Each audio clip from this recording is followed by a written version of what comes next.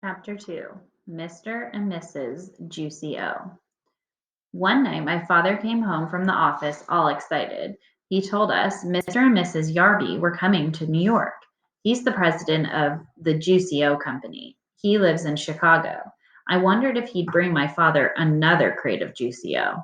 If he did, I'd probably be drinking it for the rest of my life. Just thinking about it was enough to make my stomach hurt. My father said he invited Mr. and Mrs. Yarby to stay with us.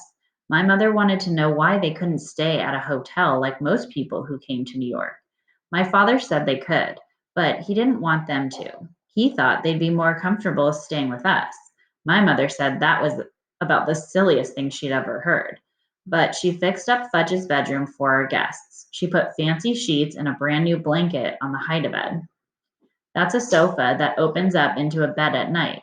It's in Fudge's room because that used to be our den. Before he was born, we watched TV in there, and a lot of times Grandma slept over on the hide-a-bed. Now we watch TV right in the living room, and Grandma doesn't sleep over very often.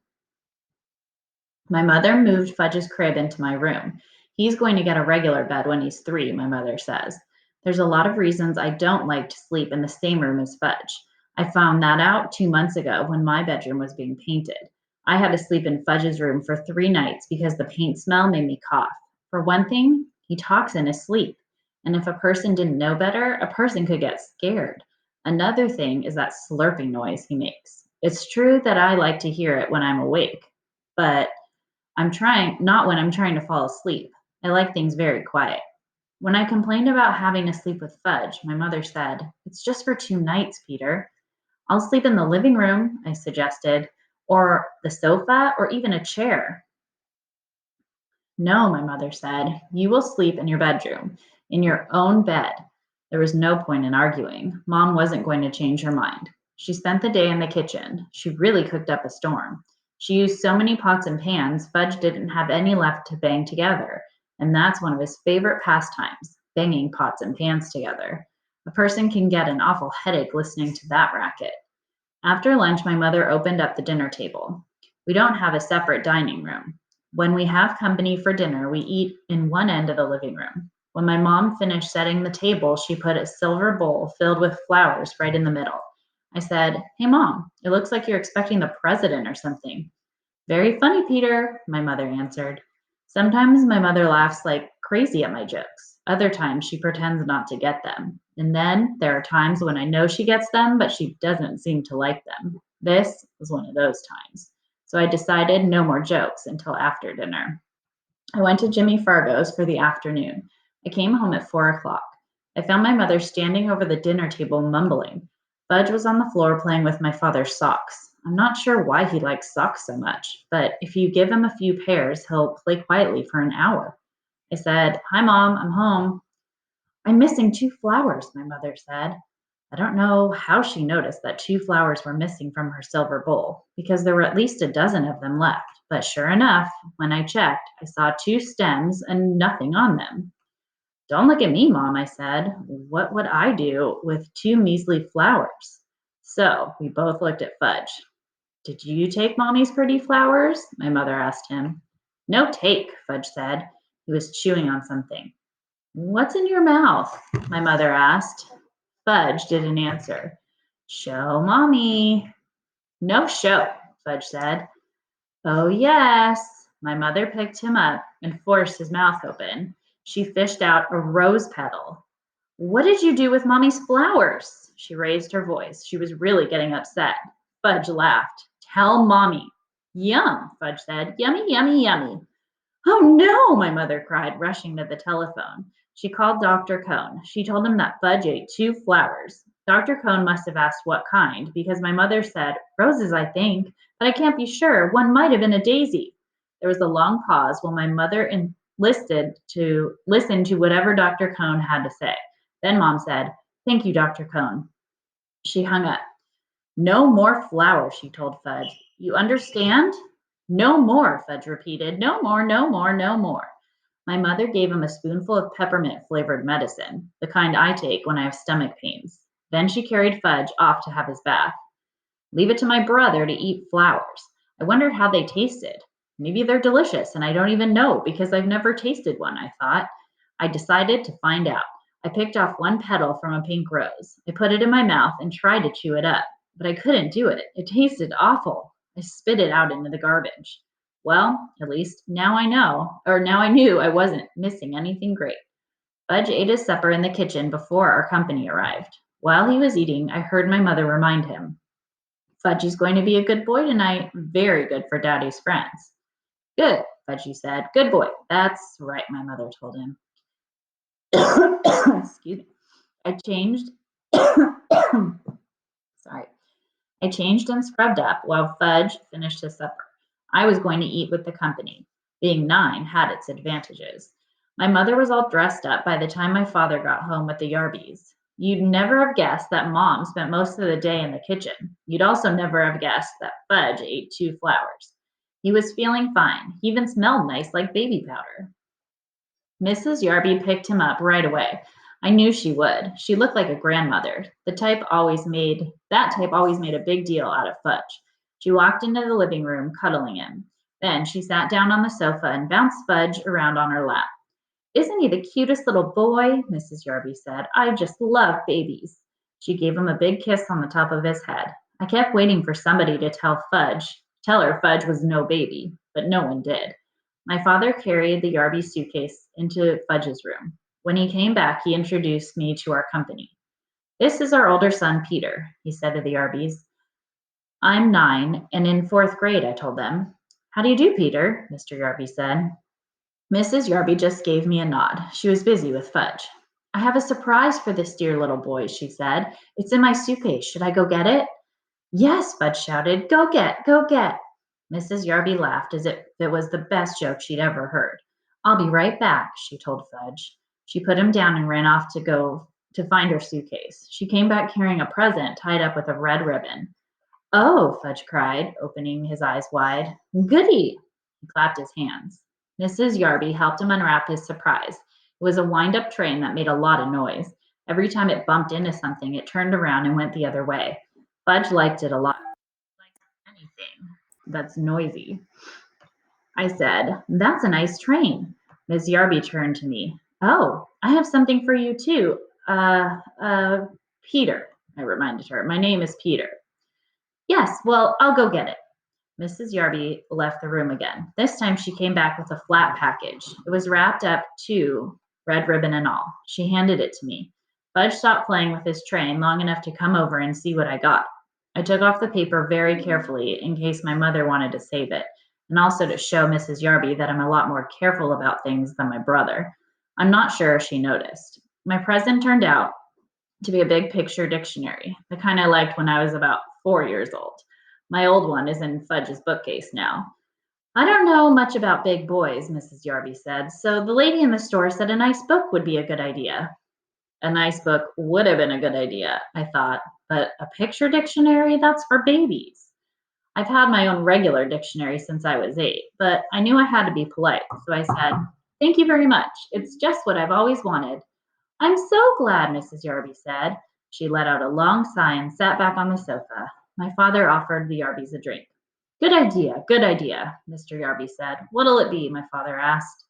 What'll it be? Mr. Yarby repeated, laughing. What do you think, Hatcher? It'll be Juicy-O. That's all we ever drink. Good for your health. Mr. Yarby pounded his chest. Of course, my father said, like he knew it all along. Juicy-O for everyone. My father told my mother as she went to the kitchen to get it. While my father and Mr. Yarby were discussing Juicy-O, Fudge disappeared. Just as my mother served everyone a glass of Mr. Yarby's favorite drink, he came back. He was carrying a book, my old worn out picture dictionary, the same one the Yarbys just gave me. See, Fudge said, climbing up on Miss Yarby's lap. See, book? I wanted to vanish. I think my mother and father did too. See, book. Now Fudge held it up over his head. I can use another one, I explained. I really can. That old one is falling apart. I tried to laugh. It's returnable, Mrs. Yarby said. It's silly to keep it if you already have one. She sounded insulted, like it was my fault she brought me something I already had. Mine, Fudge said. He closed the book and held it tight against his chest. Mine, mine, mine. It's the thought that counts, my mother said. It was so nice of you to think of our boys. Then she turned to Fudge. Put the book away now, Fudgy. It isn't it Fudgy's bedtime? My father hinted. Oh, yes, I think it is, my mother said, scooping him up. Say goodnight, Fudgy. Good night, Fudgy, my brother said, waving at us. Fudge was supposed to fall asleep before we sat down to dinner, but just in case, my mother put a million little toys in his crib to keep him busy. I don't know who my mother thought she was fooling, because we all know that Fudge can climb out of his crib any old time he wants to. He stayed away until we were in the middle of our roast beef. Then he came in carrying Dribble's bowl. He walked right up to Mrs. Yarby. He thought she was his new friend. See, he said, holding Dribble under her nose. See, Dribble. Mrs. Yarby shrieked. Oh, I can't stand reptiles. Get that thing away from me. Fudge looked disappointed, so he showed Dribble to Mr. Yarby. See, he said.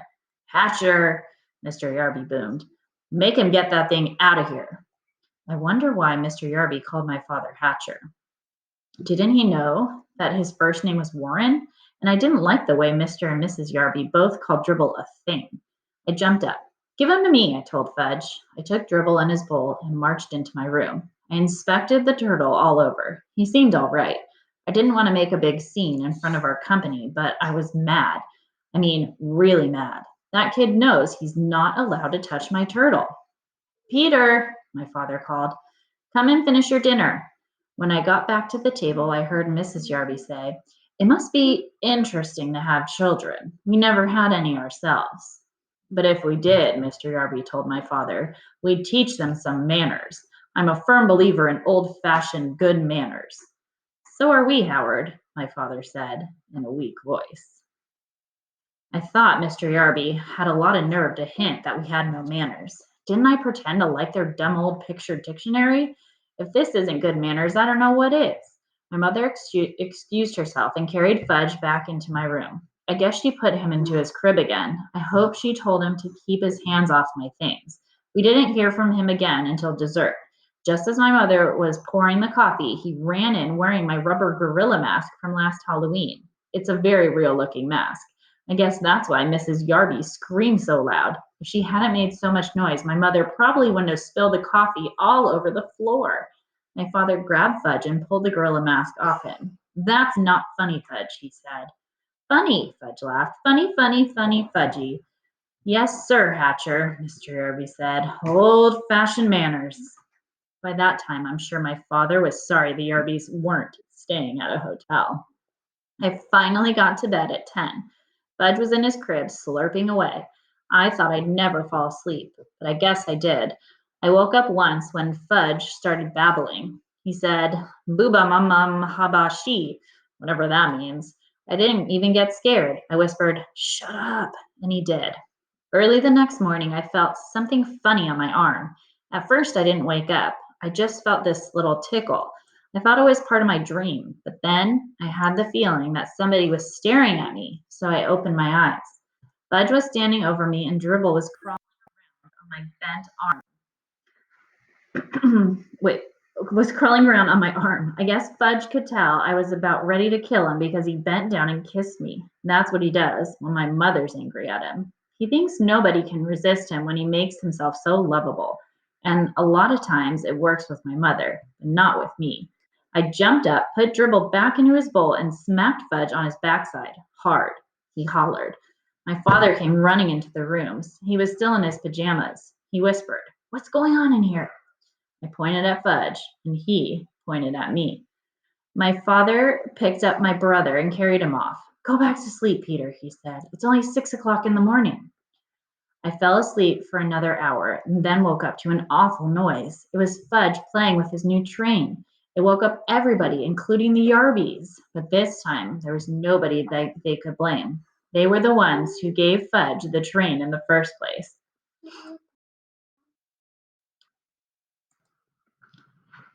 Breakfast was a very quiet affair. Oops. Nobody had much to say. Mr. Yarby drank 2 glasses of Juicio. Then he told my father that he and Mrs. Yarby had their suitcase packed. They were leaving for a hotel as soon as breakfast was over. My father said he understood, that the apartment was too small for so many people. My mom didn't say anything. When Mr. Yarby went back into Fudge's bedroom to pick up his suitcase, his voice boomed, "Hatcher!" My father ran toward the bedroom. My mother and Mrs. Yarby followed him. I followed them. When we got there, we saw Fudge sitting on the Yarby suitcase. He had decorated it with about 100 green stamps, the kind my mother gets at the supermarket. "See," Fudge said. "See? Pretty." He laughed. Nobody else did. Then he licked the last green stamp and stuck it right in the middle of the suitcase. "All gone," Fudge sang, holding up his hands. It took my mother half an hour to peel off her trading stamps and clean up the Yarby suitcase. The next week, my father came home from the office and collected all the cans of Juicio in our house. He dumped them into the garbage. My mother felt bad that my father had lost such an important account, but my father told her not to worry. Juicio wasn't selling very well at the stores. Nobody seemed to like the combination of oranges, grapefruits, pineapples, pears, and bananas. "You know, Dad," I said, "I only drank Juicio to be polite. I really hated it." "You know something funny, Peter?" my father said.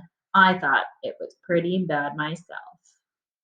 All right, that is the end of chapter 2.